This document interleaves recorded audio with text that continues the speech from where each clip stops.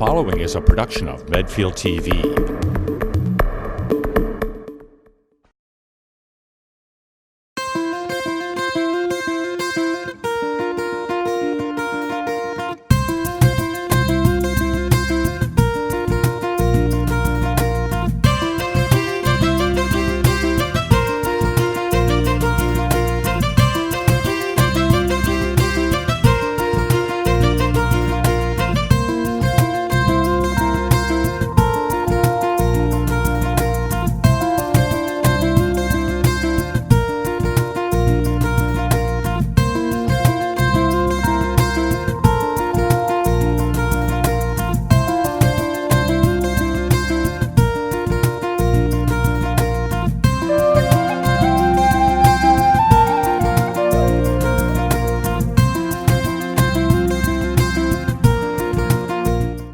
Hi, I want to welcome you to our town, our land, our future, where we are talking about the former Medfield State Hospital property and what's happening up there. Today, our guest is Monique Allen, who is the owner of the Garden Continuum, and she's also a certified landscape designer and certified conservation specialist, and also for the project or up at the remediation. The remediation at on the Charles River up at the former State Hospital land. She is the wetlands specialist. So we're going to talk about the trees. Yeah. And just the fact that it is a wonderful archive of living. It's living beauty. Plants, living beauty, absolutely. Right. I mean, the site itself is tremendous. There's been a lot of talk about the buildings. Right. And as you know, it was designed in the cottage plan. Mm-hmm. Right. So the way the buildings were laid out, was very, very important. It was not only important to the hospital itself and how the hospital functions, which I can't speak to really, but it was really important about how the roads worked and how the center pieces of lawn worked. And then in particular, what you and I are so interested in about is the trees. Yeah, is those there's trees. some so interesting. And right now, so many people are up there walking their dogs, enjoying these gorgeous trees. But there are some very special trees that are up there. There's some really special trees, and when you look at the collection of trees as a collection, you said it right. It's a living archive. Right. It's basically, if you think about it from the perspective of evolution and ecology, these trees tell a story. They tell a really long story. Some of those trees could be 100 years old, 75, 80. Well, the State Hospital was built in 1892, so Yep. we know that some of them could be over 100 years Yes, old. absolutely. So the real question is, which one of these trees predate the hospital? Did they actually work around? And we don't have that answer, but if we looked at each building and the date of the building and then looked at the tree next to it, we could probably date them within a quarter century. But we have some oak trees that far surpass the roof line of a building. So that oak tree is got 100 years anyway. So it's critical when you're looking through the site to look at it kind of bird's eye view, like the big, huge cottage plan and then the way the trees were laid out. There was a lot of thought, just a lot of thought in how it was done. So tell me a little bit more. So again, the cottage plan, because Medfield State Hospital was the first asylum. I even hate using that word. Yeah, I know. But asylum with that plan. So in terms of landscaping and the trees, what does that mean? Okay, so the idea with the cottage plan, just sort of basically not thinking about a hospital necessarily, is that everything was generally low, so 2 stories, and it was laid out with a nice grid pattern of roads. And in between those roads, you would generally have an open space. And so the idea was to balance your structure with your open space. And what that did was it was a much softer way of living, and it didn't feel like an institution. So if you think about college campuses, those are generally your cottage plan. They're wide open, and so this really has a campus feel to it. The thing that's so amazing about this site, and can I show you a picture? Yes, So please. something that's really amazing about this site is if you look at this picture, what you see is organization. You see Right. 2 buildings. Right. You see a tree on the corner of each building, and then you see a tree in the middle. Yeah. Okay. And Symmetry. symmetry. And if you look at the site and you walk around the site, you see this repeated over and over and over again. Mm-hmm. And the idea was that the trees, I'll show you another one, this one's kind of fun, that the trees were anchoring the buildings. Yeah. The buildings, which are actually really big when you walk around there. I mean, we don't build buildings like this anymore with those huge windows. Yes. But you can see that the buildings start to look small. Right? They're like cottages. Right. And so the trees begin to anchor the buildings down to the earth. So they don't feel so big anymore. And so it's just a really, really cool thing, and you see it repeated throughout the campus. A last picture that I'll show you just right now is this is a picture of one of the roads on campus. And it's got, you can see it's called an alley of trees. And if you think of Boston and the Emerald Necklace, Right. and you think of places like the Arnold Arboretum, names like Frederick Law Olmsted come up. Right. And so the really important work that he did about putting trees in place that would span the test of time. So they were multi-generational, right? So the tree stayed, but we came and went. Right, right. So very, very thoughtful placement. Yes. And this was kind of a trend at the time Yes. the hospital was built. Yes, so in 1872, the Arnold Arboretum, I believe, opened or was being built and developed, and it was quite a legacy for Frederick Law Olmsted. And so this campus was built between 1892 and 1896. It opened. Right. So it was about 20 years after the Arnold Arboretum, and the Arnold Arboretum was a pioneering effort. So this was the sign of the times. This was, trees were really important, really, really important too, and they were thought of as important as the buildings. Yes. So the placement of them was critical. And when you walk around the site, it's actually really compelling because you'll walk and you'll see a building and it'll be lined with pine trees. And right to the side of it is a parking lot or a road. And you can see how the windows of the building look into the pine trees, not at the road or the parking Right, lot. right. It was like mindful of screening views and framing views. And trees do that. Yeah, and particularly important. I mean, this is a place where people came to heal. Right. And so to look out onto a tree, to look out onto nature, was certainly a much, more enjoyable thing than to look at a parking lot or whatever. And so the thought process was very deep. It was incredible. It was really mindful. And the kind of cool thing about it from a horticultural standpoint, I think everyone in Medfield has kind of probably heard about Ellis Allen's map Yes, of this yes. place. So I think Ellis Allen used to be the tree warden in town. He was. And there's this really fun map, which I don't have a copy of, but I'm sure you guys can scrounge one up right now. Mine's all written on. Yeah. But I have actually been photographing the site for probably a full 3 months now. Right. And I started photographing the site, as you saw in those pictures, with the trees with no leaves on them, because it's far more compelling to see them without the leaves next to the building, because you can really see how big they are. So how old? And really? yes. How the age? The age of them, Yeah. exactly. And in walking around, it was a little challenging because not all the trees are there. And I'll show you this because I just can't help myself, because I think it's really very interesting. I've got 2 of them here. This is one of sort of the standing dead. Yes.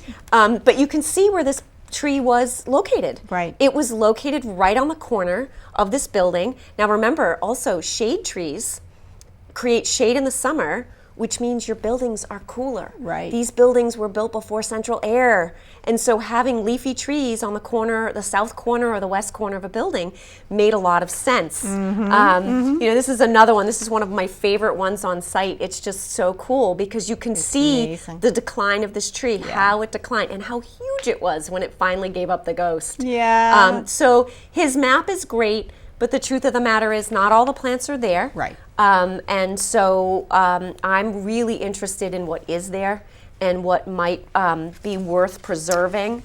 So you are working on an updated map. Yeah, so I'm trying to work on an updated Yeah. map, but more than mapping, because I'm not a cartographer, so I Right. might need some help with actual mapping.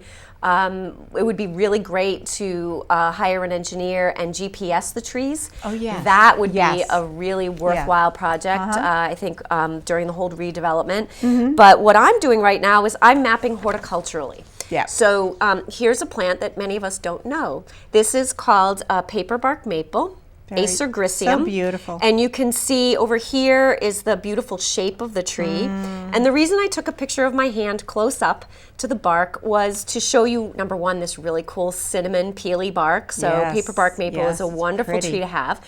But if any of you have a paperbark maple, you know they grow so slowly. Yeah.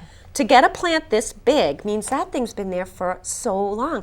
And there's 4 of them in a row. Wow. And so that's a really cool thing to map and write down, and maybe we could do botanical labeling and kind of take a sort of tear a page from the Arnold Arboretum's way of mapping trees. So these trees, they're rare.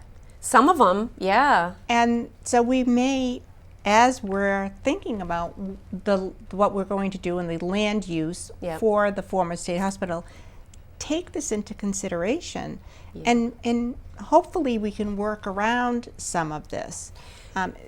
We don't want to lose these beautiful like legacy trees. You make a brilliant point. This is a beech tree. This is a European beech. Yeah. It's kind of mid-campus, and as you can see, it's surrounded by pavement. It's got a road on one side and a parking lot on the other side. This tree has dealt with quite a bit of squishing, as it were.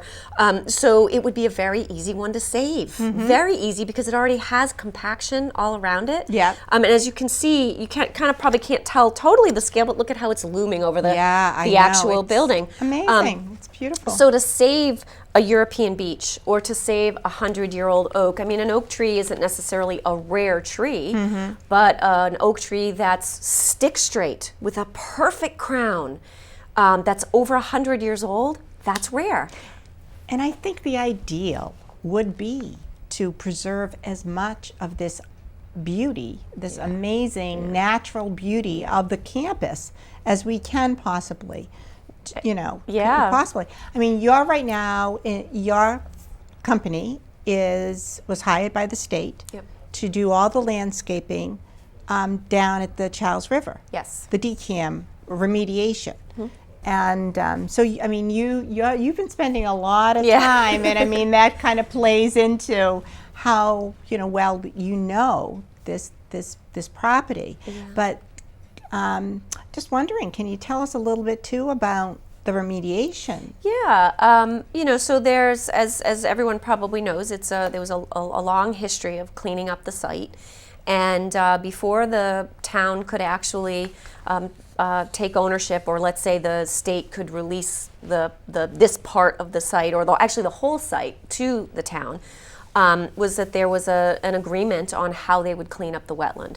And through no fault of Medfield State Hospital at all, Medfield State Hospital was a closed system. And so basically that means that nothing left, and very little came in. Patients came in, but not a whole lot else, right? So they grew their own food. They had livestock. They had chickens. They had pigs. They had agriculture very active. You were mentioning they had a power plant and all this stuff. And so everything stayed. And in everything staying, they had to figure out where to put, waste. And in particular, the project that I'm working on was construction waste. And so in cleaning it up, it was really about looking at the Charles River and asking the question, what does the Charles River look like naturally? What does the side of the Charles River look like naturally? What would this land have looked like before they carved in a power plant? So basically what we did was we rebuilt a drumland, because that was probably the sort of the post-glacial geology or geography kind of the land. And then we had all this land, and what were we going to do? Right. So it was about restoring the floodplain, which was huge. And let me tell you, I know most people haven't seen it, but it is working. Yeah. It held all the water in the past rain. It held all the water of the winter. I mean, it is phenomenal to see that floodplain working now. And then the other piece of it was to begin to reintroduce trees. So we've reintroduced white oak, willow, red maple, dogwoods, cedars, and a whole host of, low plants. So this is, very thoughtful, again, very thoughtful. And did you take into consideration what was already on the property? Yes. So that it blended and yes. So as you move down the complemented? site, as you move down the site, the planting characteristics change as you get from what we would call upland or dry land, outside of conservation jurisdiction, as it were, right? And as you move down the land, you're moving into conservation jurisdiction, and you're moving into wetland, and you're moving into what's called a resource area. So the idea is that while we don't have willow trees up on the campus, we have introduced willow trees down in the water. But we have elm at the campus, and so we introduced elms on the top of the wetland remediation. And really cool is that that's actually going to be a veterans memorial, because there were a lot of veterans that came through Medfield State Hospital, and we wanted to honor them, and we wanted to honor things like PTSD. Which is a real issue in veterans. And so the elms, the elm tree is like the American tree, right? Yeah. So there was a lot of care and a lot of attention paid to what was happening in the campus in the way of trees and what we could introduce to the remediation. Yeah, that's all I can say is how lucky we are, that Medfield is, that you are doing this project because of how sensitive you are to the land, and in terms of making sure that it is respectful and to the legacy, to the history. So I just want to put that in there.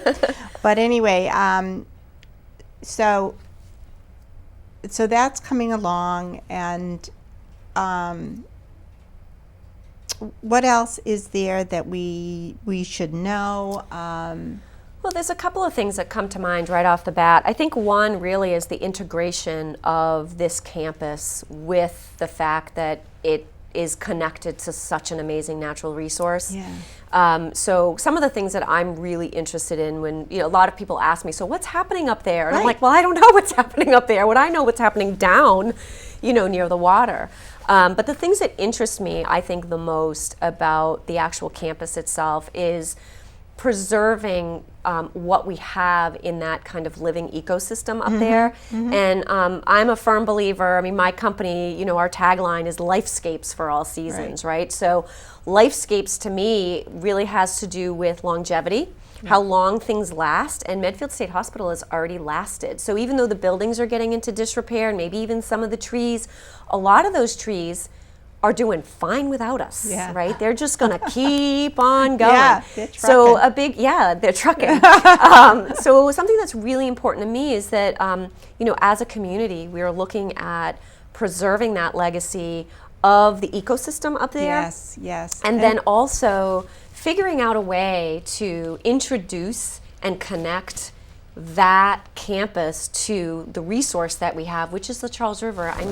Massachusetts is a lucky state to have a river like that, and Medfield is a lucky town. Maybe doesn't always feel lucky to have the Charles River so heavily present. It's so lovely. It really is. It is so lovely. We think about the Charles River and we think about Boston. Yeah.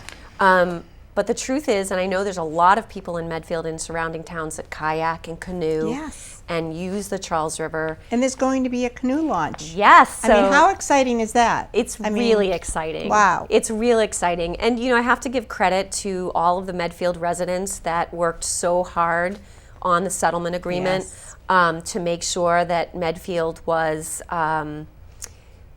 what's the word? Not defended, but that the best interests of the town, not just for today, but forever, for the future. For 100 years and 200 years from now, that those best interests were considered. And that is so important as we plan what the next step is for the hospital. Yeah. And that's why the hospital land, and that's why we really need the input of specialists, and we need the townspeople to tell us what it is that Right. they want to see up there, and maintaining that ecosystem Yeah. is yeah. one of the goals It of is. the master planning committee. Right. You know, That's that's something awesome. we want to do. So. And you know, the interesting thing about the difference between conserving and preserving. Oh, yes, You know, please. conserving is you're conserving a resource. You're trying to use it in such a way that it can replenish itself.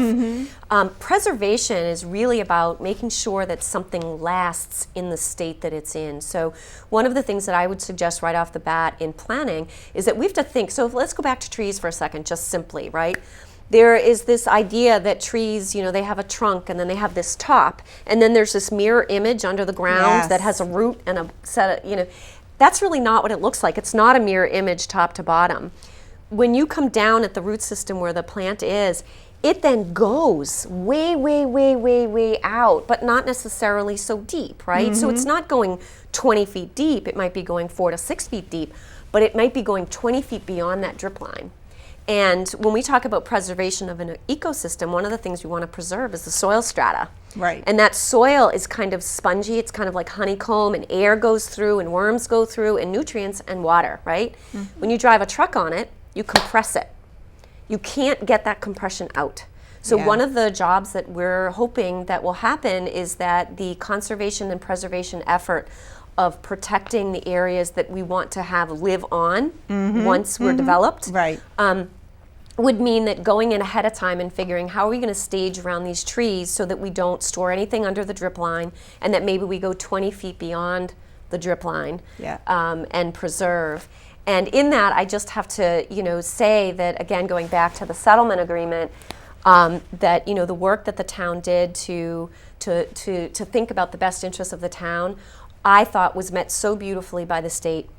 I really felt like the deputy commissioner, John O'Donnell, and the commissioner at the time, who I guess has since left because of the Baker Right. administration coming in, but that their interest in going slowly, and sometimes slow is frustrating, but sometimes slow is exactly what you need to be Right. thoughtful. And I Right. think that the deputy commissioner has done an enormously thoughtful job, and it's been a joy because I'm in Medfield, so I'm really caring about what happens down the road. Yes. And so it's been a really nice dance between the town and the state, I think. Yes, I think it's been great cooperation, and I am forgetting the commissioner's name, but I think it's worth mentioning. Do you remember? That's okay. I don't remember. But her anyway, name. she was wonderful. She was wonderful. She was. Yeah, we got to give. Yeah, We got to give her credit. kudos. Yeah. But yeah, so I mean, it is. We do want this to continue to be long-lasting, and Yeah. And the trees and are just blend. the trees are just a part of it. And how lucky are we also that we have this phenomenal soil up there? I mean, you and I have talked about it before, but I just think, wow, what a Just want to treasure. plant your carrots up there. You know what? But really, Well, it goes on forever. Because that's some of the thoughts have been, garden to table agriculture. Yeah, up yeah, there, yeah. and that's a possibility. And the fact that we have this tremendous, rich loam, It's like black gold. black gold. It I mean, that's really. It's we an don't wanna- amazing We don't want resource. to lose that. Right, and we generally don't think of soil as a resource, right? We don't think about, you figure, well, I could just, go to Sammy White's or Levels and buy soil, right? Right. But you can't buy what's going on up Right. at Medfield State Hospital. And you also can't have it if you don't preserve it, right? So that would be the kind of thing where, the effort of going in ahead of time with bulldozers in areas where you have to drive lots of trucks. Yes. And pushing all of that soil up into big piles and then saving it. Yes. Never driving on it, like literally digging it up Right, and putting right, it in a big right, pile, right. so that you can get 3 feet down. I'm sure that soil goes beyond 3 feet, quite frankly, but if you could save all that topsoil, and I'm not talking about 2 inches, I'm talking about 3 feet. Yes. Like it's amazing how much is up there, and it really is just what a gift that Medfield even has that. Yeah. So the trees are a part of it, the soil's a part of it, the Charles River is a part of it. It's just So we have really been entrusted yes. with this amazing natural legacy, this very beautiful area. Yes, we hope that all the future plans are going to honor. Certainly the Master Planning Committee does want to honor the environment and what we've been given. Right. You know, and you've done just such amazing work. Thank you. You know, Thank you. Well, I believe in it, and I know you do too. You know, I've had plenty of offline discussions about how amazing that place is, and you know, I think one of the things that happens in big projects like this Yes. is that, you know, we do get ahead of ourselves a little bit, because at the end of the day we are interested in the buildings and we are interested in the human interaction with those buildings. Like, are they going to be you know, low-income housing? Are they going to be, you know, luxury homes? Are we going to have any retail up there? Are we going to have farm to table? You know, all the things that we could, arts and culture, yeah, there's so you know, many all ideas. the things that we could have up there, because those things impress upon our experience. And so what happens sometimes is we get so excited about that what's already there maybe gets missed a little. And so the thing that I think you wanted in doing this talk today was really to put out there for everyone the forward thought of and pre-planning just around the land. Yes. You know, and that we make sure that for instance, where those paper bark maples are, they sit on a big open lawn area. And if you're in the middle of that lawn area, you look and you see the 4 maples, but then right ahead of you is a huge oak, and then there's an alley of sugar maple, and then there's a catalpa, and there, you know, and so you look at it and you think, oh, well, we could preserve that quad. Yes. Right? So it could be that we develop all around, but that actually ends up being preserved as an open space forever, and we don't stage a single truck, we don't put a single pile of rubble, like we don't do anything to it. Like, we actually fence it off and, you know, continue to care for it while everything's happening on its periphery. And then the cool thing is you're able to say, or Medfield is able to say, this quad with all these trees represents the late 1800s. Right. Preserved in time. Right. And that's so cool. it's more, the history is more, it's more, like you say, it's more than those buildings.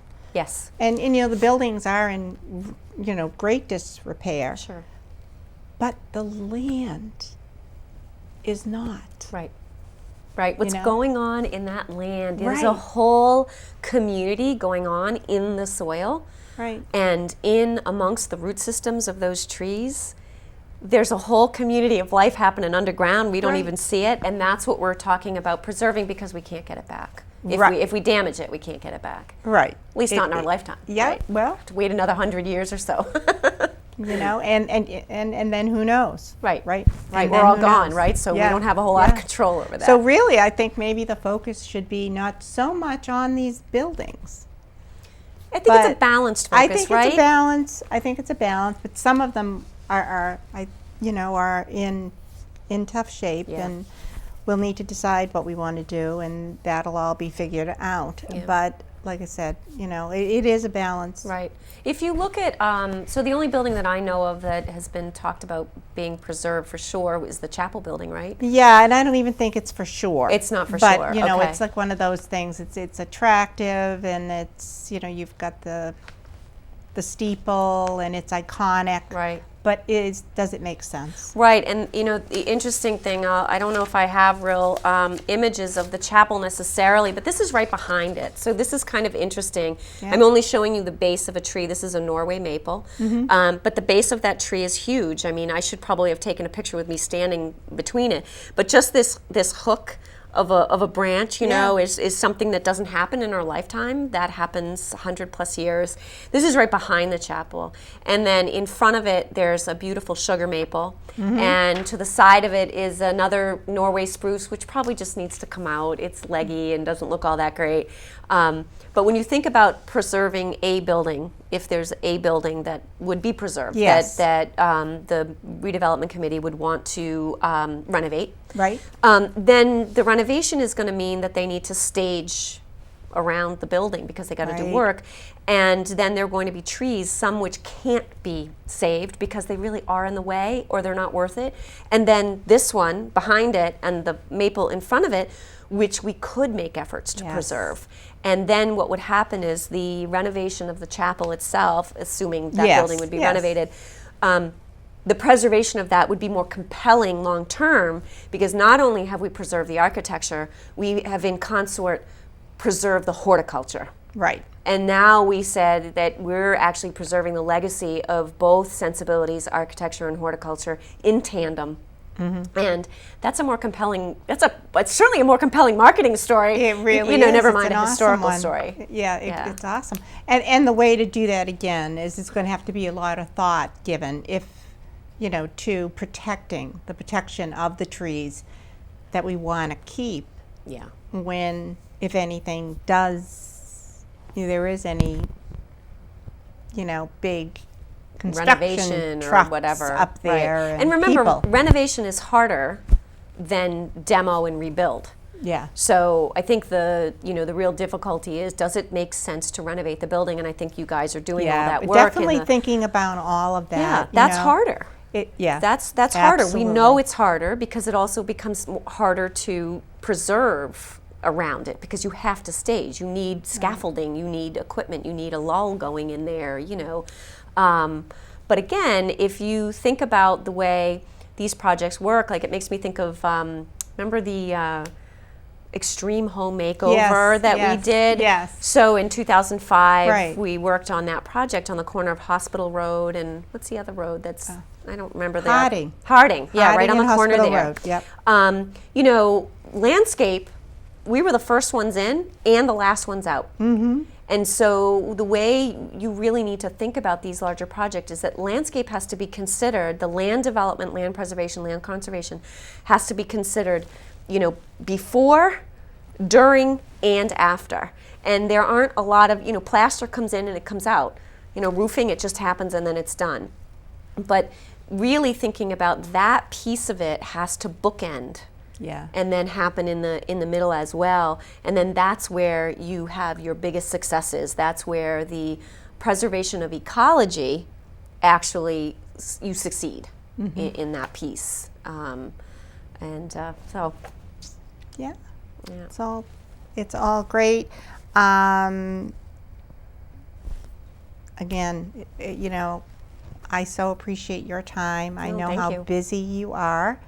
And again, we're very, very, very lucky to have you watching over the trees and the land up at the State Hospital.